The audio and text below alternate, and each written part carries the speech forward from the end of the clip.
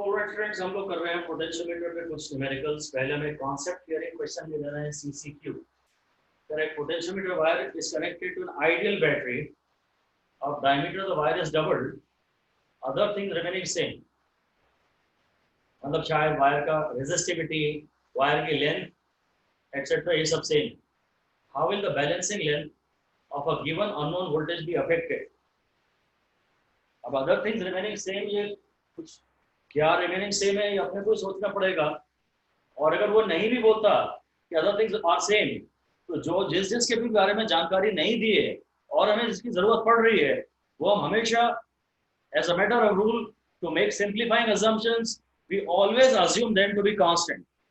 तो ये तो हमेशा स्टेटमेंट इग्नोर करने लायक ही होता है. जिसकी जानकारी आपको चाहिए और नहीं दी है सवाल ने, उसे आप कांस्टेंट ही अज्यूम करते हैं. चलिए देखिए बेसिकली क्या बात है. तो ये आइडियल बैटरी है तो इसका इंटरनल रेजिस्टेंस नहीं है.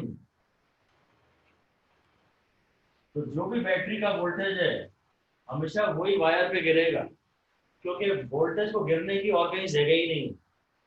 अगर आप वायर की length, as long as wire की लेंथ चेंज नहीं कर रहे और प्राइमरी सर्किट में कोई रेजिस्टेंस एक्स्ट्रा इंट्रोड्यूस नहीं कर रहे, अगर सर्किट में दो ही चीज है तो वायर का वोल्टेज सेम रहेगा भाई. देखो न्यूमेरिकल्स में सबसे पहली चीज होती है ग्रेडियंट के बारे में सोचना. आपको ये बोलना ग्रेडियंट पे क्या फर्क पड़ेगा. ग्रेडियंट होता है V wire upon L wire. Question में कहा है अदर थिंग्स रिमेनिंग सेम, यानी लेंथ ऑफ द वायर तो कांस्टेंट है. अब मेरा सारा ध्यान इस पे जाएगा और वायर के क्रॉस गिरने वाला वोल्टेज चेंज हो ही नहीं सकता. हालांकि ये सही है कि मैंने वायर का रेजिस्टेंस चेंज किया है, सर्किट में करंट चेंज हुआ है, ये भी सही है, पर फिलहाल केवीएल के हिसाब से सारा वोल्टेज यही गिरना है, इसलिए ये भी सेम है. और V अननोन का फॉर्मूला होता है KL. जब K सेम है तो बैलेंसिंग लेंथ भी सेम है. आंसर है सेम. कुछ जवाब है जो हमें नहीं मिले हैं अभी, वो ये कि डायमीटर चेंज किया तो रेजिस्टेंस कम हुआ तो करंट बढ़ा. ये सारी बातें तो हैं, पर हमें सीधे इनके टर्म्स में सोचना है. कोई थियरी हो, कोई कॉन्सेप्चुअल सवाल हो, कोई न्यूमेरिकल सवाल हो, आपको ये देखना है कि जो कुछ भी नाटक आपने किया है उसे के पे क्या फर्क पड़ा. फिलहाल के पे कोई फर्क नहीं पड़ा है और इसलिए बैलेंसिंग लेंथ पे कोई फर्क नहीं पड़ेगा. इस सवाल में इंटरनल रेजिस्टेंस नहीं है, सारा वोल्टेज यहीं गिर रहा है केवल. अगर आप ये वाली बात सोच रहे हैं कि वायर मोटा हो गया है, रेजिस्टेंस डायमीटर में डबल हो गया है, तो रेजिस्टेंस 1/4 हो गया है, तो करंट 4 टाइम्स हो गया है. अब V वायर का फॉर्मूला होता है IR. V वायर का फॉर्मूला होता है IR,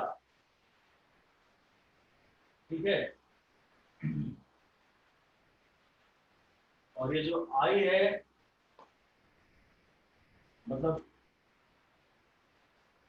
अब इस समय रेजिस्टेंस 4 टाइम्स कम हो गया है और करंट 4 टाइम्स बढ़ गया है, तो IR का प्रोडक्ट सेम है. रेजिस्टेंस 4 टाइम्स कम हो गया है तो सर्किट में और तो कुछ है नहीं, तो करंट 4 टाइम्स बढ़ गया है. बेसिकली ये इसके अलावा कहीं और वोल्टेज गिरने की जगह ही नहीं है ना, तो सारा वोल्टेज यहीं गिरेगा, सारा वोल्टेज यहीं गिरेगा. हाँ, अगर ये क्वेश्चन में हमारे से कहा गया होता कि अगर हमने सर्किट में इंटरनल रेजिस्टेंस है और फिर सवाल ये कहता आइडियल बैटरी की बात नहीं करता. आइडियल बैटरी आप जानते तो हैं आइडियल क्या होता है, उसे यूज भी करिए. अब अगर वो कहता कि मैंने डायमीटर डबल कर दिया, तो हाँ मैंने इसका रेजिस्टेंस कम कर लिया, पूरे सर्किट का रेजिस्टेंस कम कर लिया, तो करंट ज्यादा जाएगा और करंट ज्यादा जाएगा तो यहाँ गिरने वाला वोल्टेज बढ़ जाएगा. इसकी बात मत करो क्योंकि यहाँ I और R दोनों चेंज किए हैं तुमने. यहाँ कम से कम R कांस्टेंट तो है. यदि इस वायर को मोटा कर लिया तो इसका रेजिस्टेंस कम हो जाएगा, पूरे सर्किट का रेजिस्टेंस कम हो जाएगा, और पूरे सर्किट का रेजिस्टेंस कम हो जाएगा तो बैटरी से चलने वाला करंट बढ़ जाएगा, तो यहाँ ड्रॉप बढ़ जाएगा, तो यहाँ ड्रॉप कम हो जाएगा, तो V वायर कम हो जाएगा, तो K कम हो जाएगा, तो बैलेंसिंग लेंथ बढ़ जाएगी. और सीधे डबल होगी या 4 गुना होगी या 16 गुना होगी ये हम नहीं कह सकते, वो सब वैल्यूज पर डिपेंड करता है. देखिए फिर से बात यह है कि आइडियल बैटरी है, तो अब अब आप रेजिस्टेंस का कुछ भी कर लो, आइडियल बैटरी है, आप रेजिस्टेंस आर कर को 4R कर रहे हो, 16R कर रहे हो, जो भी कर रहे हो, आप पूरा वोल्टेज उसी के अक्रॉस तो गिरवा रहे हो। वायर के अक्रॉस गिरने वाला वोल्टेज चेंज ही नहीं हो रहा अभी भी, और वोल्टेज नहीं चेंज हो रहा तो ग्रेडियंट नहीं चेंज हो रहा। और पोटेंशियोमीटर में सब कुछ ग्रेडियंट पे डिपेंड करता है, सब कुछ ग्रेडियंट पे डिपेंड करता है, इसलिए कहीं कोई चेंज नहीं आएगा। हाँ, ऐसा ख्याल हमें आ सकता है पहली बार में, और बेसिकली हमें इसका रेजिस्टेंस कभी नहीं चेंज देखना है, हाँ लेंथ देखनी है। रेजिस्टेंस से हमें कोई मतलब नहीं है, लेंथ देखनी है। लेंथ अब हो गई है डबल, तो V ये हो गया V wire upon L wire, तो V वायर तो नहीं चेंज होगा क्योंकि आइडियल बैटरी है, तो वायर के अक्रॉस ही सारा का सारा वोल्टेज गिरना है, और बेसिकली इसकी लेंथ हो गई है डबल, तो ग्रेडियंट हो गया आधा, तो बैलेंसिंग लेंथ हो जाएगी डबल, और बैलेंसिंग लेंथ डबल हो जाएगी तो परसेंटेज चेंज ये, जो परसेंटेज चेंज है वो ये है, नया माइनस पुराना अपॉन पुराना इंटू 100, ठीक है ना। ग्रेडियंट हो गया आधा, वी अननोन का मामला है KL, तो बैलेंसिंग लेंथ हो गई है डबल, तो 2 माइनस 1 अपॉन 1 इंटू 100, हाँ 100% का चेंज आएगा, 100% का चेंज आएगा। पोटेंशियोमीटर वायर है, लेंथ L का, लेंथ कैपिटल L बोली हमने, capital L is connected to an ideal battery for a certain unknown voltage. Balancing length पहले L है, अब potentiometer is replaced by another potentiometer wire, मतलब wire खाली change किया है, उसकी रेजिस्टिविटी वायर की डबल है, एरिया 4 गुना ज्यादा है, और टोटल लेंथ 3 टाइम्स है। अननोन वोल्टेज अभी भी वही है, तो नई बैलेंसिंग लेंथ कितनी होगी? फिर से वही आइडियल बैटरी है, और आपने इससे रेजिस्टेंस चेंज किया है, इससे भी रेजिस्टेंस चेंज किया है।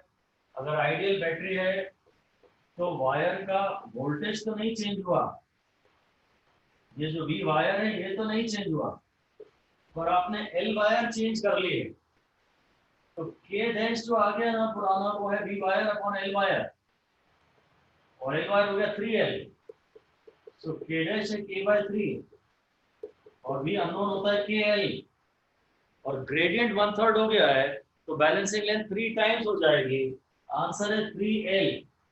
अगर मैंने परसेंटेज चेंज पूछा होता तो वो 200% होता, नया माइनस पुराना अपॉन पुराना इंटू 100।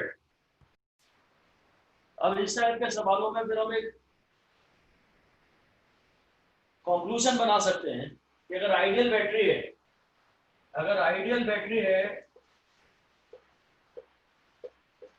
तो बस रेजिस्टेंस, जो बैलेंसिंग लेंथ है वो रेजिस्टेंस पे, वायर के रेजिस्टेंस पे डिपेंड नहीं करती, R wire to the power 0 wire के रेजिस्टेंस पे डिपेंड नहीं करती, और balancing length is directly proportional to the total length of the wire.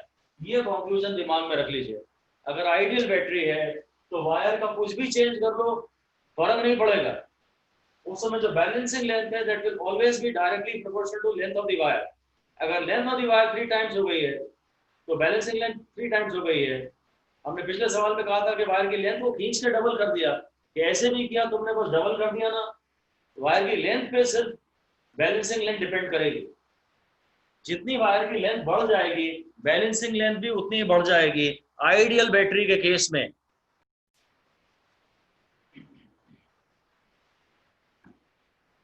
Alright, next, resistivity of a potentiometer wire, rho दे दिया है आपको 40 × 10⁻⁸ ohm metre, area of cross section 8 × 10⁻⁶ metre square है, वायर में जो करंट बह रहा है वो 0.2 एम्पियर है, वायर के अंदर एस्टैब्लिश्ड इंटेंसिटी बताइए, पोटेंशियल ग्रेडियंट प्रॉपर यूनिट्स में।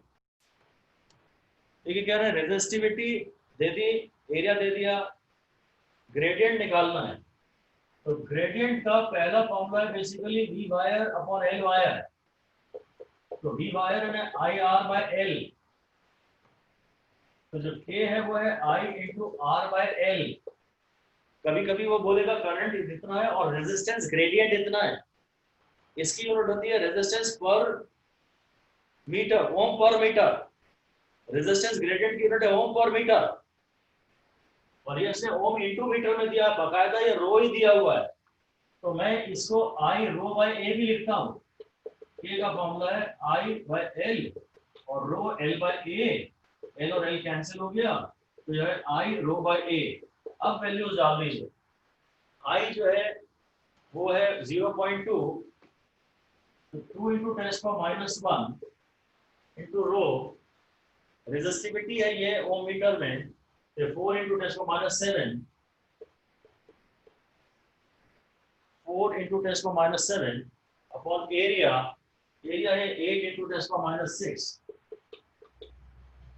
तो ये -8 अपॉन -6 आंसर आ गया 10⁻⁻2। और इंटेंसिटी है ना V बाई डी टाइप की बात है। ये एम्पियर इंटू ओम पर मीटर है, और एम्पियर इंटू ओम जो है होता है वोल्ट।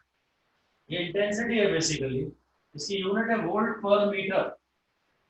इंटेंसिटी है ये, जो पोटेंशियल ग्रेडियंट है ना, जो K है वो E है, तो वो V बाई डी है, या वो F बाई Q है। इसकी यूनिट है या तो वोल्ट पर मीटर या न्यूटन पर coulomb.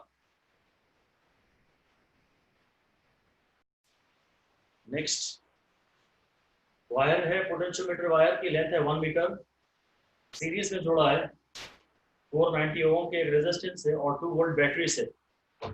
The intensity of electrical field established inside the wire is 0.2 millivolt per centimeter। तो वायर का रेजिस्टेंस बताइए। ये मिली वोल्ट पर सेंटीमीटर, ये आपको बता रहा है कि ये ग्रेडियंट है। वायर के अंदर जो इलेक्ट्रिकल फील्ड पैदा होती है उसकी इंटेंसिटी ही पोटेंशियल ग्रेडियंट होती है, क्योंकि E वैसे भी -dV/dx होता है, fall of potential per unit length. तो वायर की लेंथ 1 मीटर है, 490 ओम का सीरीज में जोड़ा है और 2 वोल्ट बैटरी है, और ग्रेडियंट की वैल्यू दी है, रेजिस्टेंस मतलब वायर निकालना है। अब इन सवालों में मुझे ये पता तो होता ही है कि सबसे पहले मैं EP upon RP plus R लिखता हूँ, फिर मैं V वायर करता हूँ जो कि I इंटू R वायर होता है, और फिर मैं K करता हूँ जो कि V wire upon L wire होता है। ये इसने मेरे को ग्रेडियंट दे दिया डायरेक्टली 0.2 मिलीवोल्ट पर सेंटीमीटर। K इसने मेरे को दे दिया है 0.2 मिलीवोल्ट, इतना हो गया, और सेंटीमीटर की जगह मैं ऐसा लिख लेता हूँ। L वायर इसने मेरे को दिया ही हुआ है 1 मीटर, 1 मीटर, तो मैं इसे पूरा V वायर निकालता हूँ। अब शायद मैं उल्टा जाऊंगा, अब मैं V वायर निकाल लेता हूँ K इंटू L से। तो ये 0.2 इंटू 10⁻⁻1 इंटू 1 है। तो वायर पे जो वोल्टेज गिर रहा है वो है 0.02 वोल्ट। ये वायर पे वोल्टेज गिर रहा है। अब मैं इसे इसी इक्वेशन में डाल देता हूँ। V वायर जो 0.02 है, that is equal to I। मुझे निकालना तो ये है, तो मुझे पूरा लिखना पड़ेगा equation. EP upon RP plus R wire into R wire, तो पूरा लिखना पड़ेगा। और ये 490 ओम में 2 वोल्ट बैटरी है, तो इसे मैं पहले 2 इंटू 10⁻⁻2 लिख लेता हूँ ताकि ये 2 से कैंसिल हो जाए। RP की वैल्यू है 490 ओम, सीरीज रेजिस्टेंस है ये। 490 plus capital R into capital R, ये 2 और 2 कैंसिल हो गया, तो मैं इधर ले चलता हूँ 490 प्लस R अपॉन R। ठीक है, इसको मैं नीचे ले आता हूँ तो ये जाके उधर हो जाएगा 100। 490 इक्वल टू 99 R।